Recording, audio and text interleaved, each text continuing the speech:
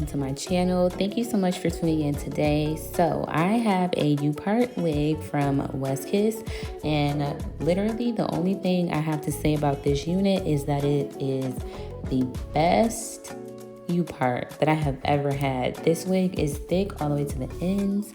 It's silky smooth. The hair is just gorgeous. Like, honestly, I didn't even flat iron this hair. I didn't put any heat toward it because it didn't need it. Like, it literally came out of the packaging perfect, ready to wear.